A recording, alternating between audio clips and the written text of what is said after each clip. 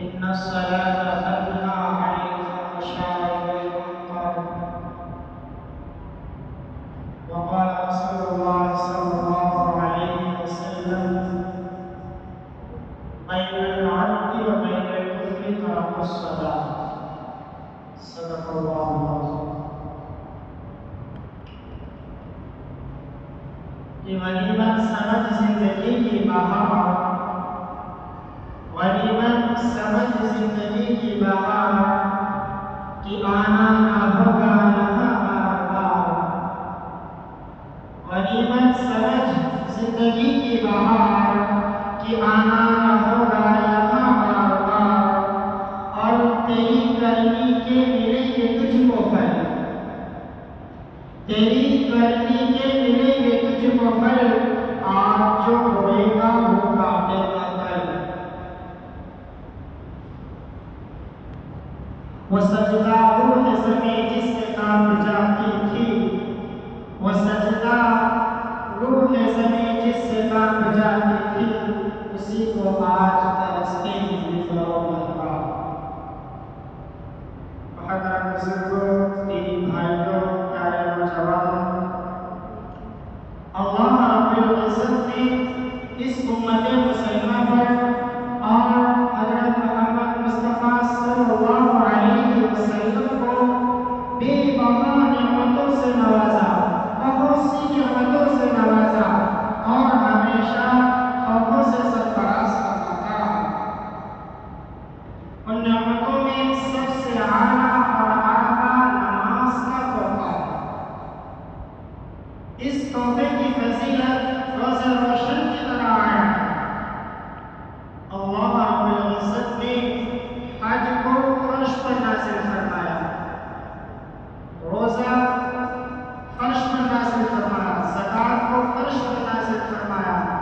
تمام دینی احکام کو اللہ تبارک و تعالی نے اس دنیا ہی پر نازل فرمایا صلی اللہ علیہ وسلم.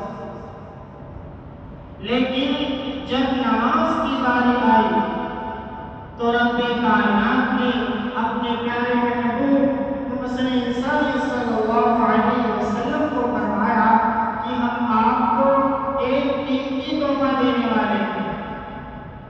یہ تحفہ بہت اعلیٰ ہے، یہ تحفہ بہت اعلیٰ ہے. اعلیٰ عرش کو اعلیٰ کی جگہ بلا کر عطا کیا گیا، لہذا نماز کو عرش بری پر بلا کر اللہ تبارک و تعالی نے یہ تحفہ آقا صلی اللہ علیہ وسلم کو دیا. معراج کا سفر ہوا، آقا صلی اللہ علیہ وسلم عرش بری پہ تشریف لے گئے. وہاں بہت ساری اللہ رب العزت سے باتیں ہوئی، لیکن سب سے آخر میں یہ تین باتیں ہوئی. سورہ بقرہ کا آخری رکوع ملا، شرک کے علاوہ ہر گناہ کی بخشش کا دروازہ ملا، اور امت مسلمہ پر محمد صلی اللہ علیہ وسلم کی امت پر دنوں رات میں 50 وقت کی نماز فرض ہوئی. یہ تحفہ آقا صلی اللہ علیہ وسلم کو معراج پر اللہ رب العزت نے بلا کر عطا کیا. آقا صلی اللہ علیہ وسلم نے تحفہ لے کر معراج سے واپس آنے لگے. اس دنیا پر آنے لگے، راستے میں حضرت موسیٰ علیہ السلام سے ملاقات ہوتی. السلام آقا صلی اللہ علیہ وسلم سے پوچھتے: بیما ہوئی، اے اللہ کے نبی، آپ کو دربار خدا بندی سے کون سا تحفہ ملا؟ آقا صلی اللہ علیہ وسلم نے فرمایا کہ میری امت پر دن و رات میں 50 وقت کی نماز فرض ہوئی. تو حضرت موسیٰ علیہ السلام نے کہا: اے اللہ کے نبی، آپ اپنی امت پر رحم کیجیے اور دوبارہ دربار خدا بندی میں جائیے اور نمازوں میں تخفیف کی درخواست کروائیے، نمازیں کم کروائیے. کیونکہ میں آپ سے پہلے لوگوں کا جائزہ لے چکا ہوں، بنی اسرائیل کو اچھی طرح آزما چکا ہوں. آپ کی امت سے 50 وقت کی نماز کی ادائیگی نہ ہو سکے گی. حضرت موسیٰ علیہ السلام کے کہنے پر آقا صلی اللہ علیہ وسلم دوبارہ دربار خدا بندی میں جاتے ہیں، اللہ سے نمازوں کی تخفیف کی درخواست کرتے ہیں، چنانچہ 10 وقت کی نماز ادا ہو جاتی ہے۔ پھر اللہ کے نبی صلی اللہ علیہ وسلم آتے ہیں، پھر راستے میں نبی موسیٰ علیہ السلام سے ملاقات ہوتی ہے۔ کئی بار یہ سلسلہ چلتا رہا، یہاں تک جب 5 وقت کی نمازیں بچی تب بھی موسیٰ علیہ السلام نے بھیجنا چاہا، لیکن آقا صلی اللہ علیہ وسلم نے انکار کر دیا اور معذرت کی کہ اب اللہ کے سامنے جانے میں مشکل محسوس ہوتی ہے۔ یہ کہہ کر یہی 5 وقت کی نماز لے کر آقا صلی اللہ علیہ وسلم اس دنیا میں تشریف لے آئے۔ جب آقا صلی اللہ علیہ وسلم نے صحابہ رضوان اللہ تعالی علیہم اجمعین کو نماز کی بشارت دی، نماز کے تحفے کے معراج کے تحفے کا ذکر کیا، تو تمام صحابہ کرام جھوم گئے۔ سبحان اللہ، سبحان اللہ، اب تو ہم نمازوں کے ذریعے ہر مشکل کام آسان کروا لیں گے، اب تو ہمیں خدا سے مانگنے کا واسطہ اور وسیلہ مل گیا۔ 5 وقت کی نماز ادا کریں اور 50 وقت کی نماز کا ثواب ملے۔ اللہ تبارک و تعالی نے نمازیں تو کم کر دی، لیکن ان نمازوں 5 نمازوں کا ثواب 50 وقت کی نماز کے برابر ہے۔ اگر آپ 1 فجر پڑھیں گے تو 10 فجر کی نمازوں کا آپ کو ثواب ملے گا۔ اگر 1 ظہر کی نماز ادا کریں گے تو 10 ظہر کی نمازوں کا آپ کو ثواب ملے گا۔ 1 عصر کی نماز ادا کریں گے تو 10 عصر کی نمازوں کا آپ کو ثواب ملے گا۔ 1 مغرب کی نماز ادا کریں گے 10 مغرب کی نمازوں کا آپ کو ثواب ملے گا۔ 1 عشاء کی نماز ادا کریں گے 10 عشاء کی نمازوں کا آپ کو ثواب ملے گا۔ اللہ رب العزت نے نمازیں تو کم کر دی، لیکن ان کا ثواب 50 وقت کی نمازوں کے برابر ہی رکھا۔ توحید اور ایمان کے بعد نبی علیہ السلام نے نماز کی تلقین کی۔ قرآن میں جگہ جگہ اقیموا الصلاۃ ذکر کیا گیا، اور کہیں پر یہ الفاظ ذکر کیے گئے، یا ایھا الذین آمنوا استعینوا بالصبر والصلاۃ، اے مومنو صبر اور نماز کے ذریعے مدد طلب کرو۔ نماز مسائل اور پریشانی کو ٹال دیتی ہے۔ نماز سے انسان افضل و اعلیٰ ہو جاتا ہے۔ نماز رضا الہی حاصل کرنے کا واسطہ ہے۔ نماز رسول انسانی صلی اللہ علیہ وسلم کی محبت حاصل کرنے کا واسطہ ہے، محبت حاصل کرنے کا ذریعہ ہے۔ نماز رسول اللہ صلی اللہ علیہ وسلم کی محبت حاصل کرنے کا ایک ذریعہ ہے۔ ہر ایک انسان میں مسرت ہے جہاں کی، دل میں ہر ایک انسان کے مسرت ہے جہاں کی، وہ بات جہاں سر کو جھکانے کو ملی۔ میرے دوستو، کوئی متقی نماز کے بغیر متقی بن نہیں سکتا، کوئی قطب نماز کے بغیر قطب بن نہیں سکتا، کوئی ابدال نماز کے بغیر ابدال بن نہیں سکتا۔ خود محسن انسانی صلی اللہ علیہ وسلم نے نماز کی پابندی کی، صحابہ کرام نے نماز کی پابندی کی، تابعین نے بھی کر کے نماز نہیں کی، ائمہ مجتہدین نے بھی نماز کو اختیار کیا، اولیاء کرام نے بھی نماز کو پکڑے رکھا۔ کوئی بتا دے کہ کسی نبی نے نماز ترک کی اور نبی بن گیا، ایسا کوئی نہیں سکتا۔ سب نے نماز کا نماز کی پابندی کی۔ اس لیے میرے بھائیوں، پیارے نوجوانوں، مسلمانوں، اللہ تبارک و تعالی نے ابھی ہم کو وقت دیا ہے، ہم اللہ تبارک و تعالی کو راضی کریں۔ نماز مسائل اور پریشانی کو ٹال دیتی ہے۔ نماز زندگی میں آفتاب سے بہت روشن کام کرتی ہے، اور نماز اس وقت چراغ کا کام کرے گی جہاں چاروں صرف اندھیرا ہی اندھیرا ہے، یعنی قبر میں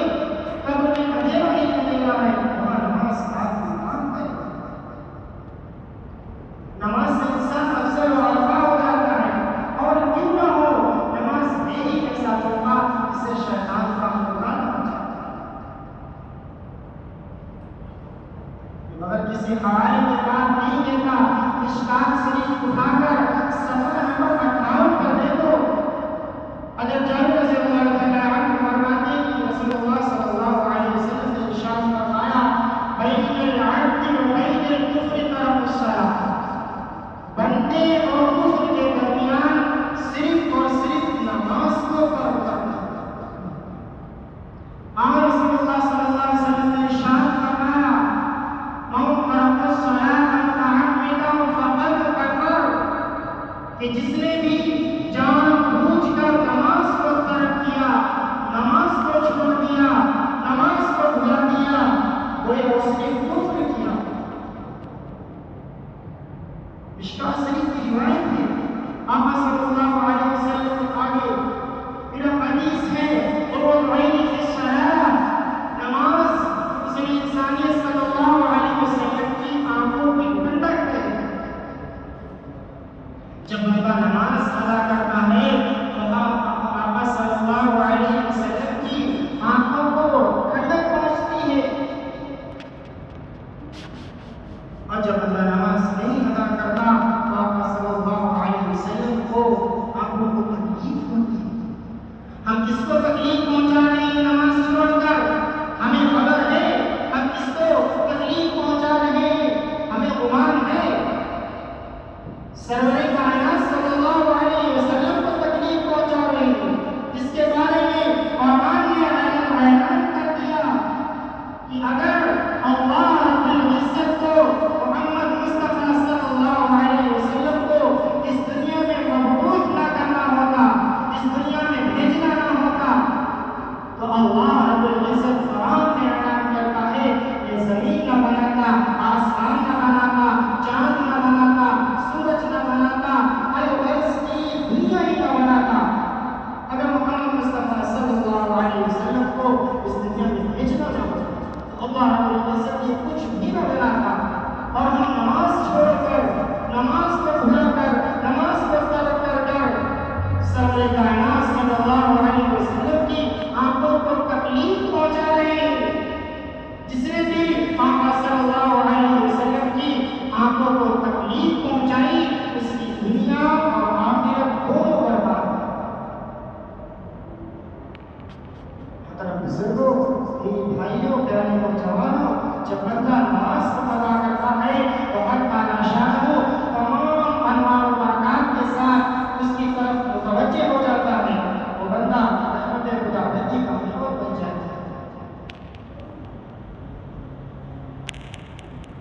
آقا صلی اللہ علیہ وسلم نے ارشاد فرمایا کہ القیامت کے دن سب سے پہلے نفسی نفسی کا اس دن عالم ہوگا، کوئی کسی کا نہ ہوگا، ہر شے نفسی نفسی پکارے گی، لوگ خود کے پسینے میں ڈوب رہے ہوں گے، کوئی کسی کا نہ ہوگا، بیٹا باپ سے بھاگے گا، ماں بیٹے سے بھاگے گی، بیٹی ماں سے بھاگے گی، نہیں دنیا میں میرا کوئی باپ نہیں تھا، سب کو اپنی اپنی پڑی ہوگی، ہر شے نفسی نفسی پکارے گی۔ اس اللہ صلی اللہ علیہ وسلم نے ارشاد فرمایا کہ اس وقت سب سے پہلے نماز کے بارے میں سوال ہوگا، نماز کے بارے میں سب سے پہلے پوچھا جائے گا۔ اگر ہماری نمازیں درست نکلیں گی، اگر ہماری نمازیں صحیح نکلیں گی تو دین اور اعمال بھی ہمارے قبول ہوں گے۔ حج آپ نے کیا، روزہ آپ نے رکھا، زکات آپ نے دی، یہ بعد میں اس کا حساب ہوگا، سب سے پہلے نماز کے بارے میں سوال ہوگا۔ تو ہماری حج بھی قبول ہوگی اگر نمازیں ہماری درست ہیں، ہمارا روزہ بھی قبول ہوگا، ہماری زکات بھی قبول ہوگی، اور ہمارے دیگر اعمال صالحہ بھی مقبول ہوگی۔ اور اگر ہماری نماز ہی خراب نکلی، اگر ہماری نماز ہی خراب نکل آئی تو بہت ہی سختی کے ساتھ امتحان ہوگا۔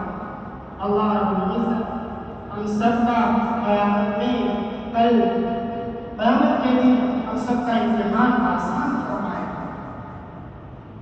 محترم بزرگوں، دینی بھائیوں، آج کے اس پرفتن دور میں خوب عالیشان مسجدیں تعمیر کی جاتی ہیں، خوب عالیشان مسجدیں بنوائی جاتی ہیں، لیکن ان مسجدوں کا آباد کرنے والے، اس مسجد میں اللہ کو یاد کرنے والے بہت کم نظر آتے ہیں۔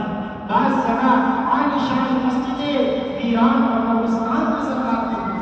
اسی لیے کسی شاعر کا کیا خوب کہنا ہے کہ پہلے مسجدیں تھی کچی تو پکے تھے نمازی، پہلے مسجدیں تھی کچی تو پکے تھے نمازی، اور آج پکی مسجدیں تو کچے ہیں نمازی۔ نماز کی اہمیت ہر مسلمان کے قلب و جگر میں اس طرح سے ہونی چاہیے جیسے کہ حضرت عمر فاروق رضی اللہ تعالیٰ عنہ کے قلب و جگر میں تھی۔ حضرت عمر فاروق رضی اللہ تعالیٰ عنہ کی خلافت کا دور تھا، دوسرے خلیفہ ہیں حضرت عمر فاروق رضی اللہ تعالیٰ عنہ کا خلافت کا دور تھا۔ حضرت عمر فاروق رضی اللہ تعالیٰ عنہ امامت فرما رہے تھے، نماز پڑھا رہے تھے، آپ پر آپ لانا منع کیا جاتا ہے۔ حضرت عمر فاروق رضی اللہ تعالیٰ عنہ بہت سختی ہو جاتے، فوراً عبد الرحمن بن عوف کا ہاتھ پکڑتے ہیں اور امامت کے لیے آگے بڑھا دیتے ہیں اور امت مسلمہ کو یہ سبق دیتے ہیں کہ میری فکر مت کرو، نماز کی فکر کرو، اس لیے کہ جان دی ہوئی اسی کی تو تھی، جان دی ہوئی اسی کی تو تھی، حق تو یہ ہے کہ حق ادا کرو۔ یہ الفاظ حضرت فاروق رضی اللہ تعالیٰ عنہ بہت ہی زیادہ خون بہ چکا تھا حضرت فاروق رضی اللہ تعالیٰ عنہ پر، جس کی بنا پر وحشی جاری ہو جایا کرتی۔ حضرت فاروق رضی اللہ تعالیٰ عنہ سے کہا کہ نماز کا وقت آ گیا ہے، انہوں نے فرمایا کہ نماز ضرور پڑھنی ہے، جس نے نماز نہیں پڑھی، جس نے نماز نہیں پڑھی، حضرت فاروق رضی اللہ تعالیٰ عنہ نے فوراً فرمایا، وحشی جاری کی خون بہت زیادہ بہ چکا تھا۔ حدیث نے مسئلہ اس طریقے سے لکھا ہے کہ ان کی پیٹ کی جو اندریاں تھی وہ باہر آ گئی تھی پریشان رہنے کی وجہ سے، اتنی زیادہ وحشیگاری تھی۔ کسی نے کہا کہ نماز کا وقت آ گیا ہے، انہوں نے فرمایا کہا کہ نماز ضرور پڑھنی ہے، جس نے نماز نہیں پڑھی اس کا اسلام میں کوئی حصہ نہیں۔ پھر آقا صلی اللہ علیہ وسلم نے ارشاد فرمایا کہ جس نے نماز کو قائم کیا اس نے دین کو قائم کیا، اور جس نے نماز کو چھوڑ دیا اس نے دین کو چھوڑ دیا، دین کو منحرف کر دیا۔ اس لیے میرے بھائیوں، ہم اور آپ نماز کی پابندی کریں، یہ نماز ہمارے اوپر فرض ہے، اس کو ادا کرنا ہی کرنا ہے۔ اگر نہیں ادا کریں گے، نہیں نماز ادا کریں گے تو بزرگ ہوتے ہیں بھائیوں، کل قیامت کے دن بہت ہی سختی کے ساتھ امتحان ہوگا۔ اس لیے ہم اور آپ نماز کی پانچوں وقت کی جو نمازیں ہیں صرف 8 اور 360 والی نماز نہ پڑھیں، بلکہ 5 وقت کی نماز کی ادائیگی کریں۔ انشاءاللہ دنیا میں بھی ہم کامیاب ہوں گے اور کل قیامت کے دن بھی اللہ رب العزت ہمیں کامیاب کرے گا۔ پڑھ نماز پر جگانا نہ کر کوئی کہانا،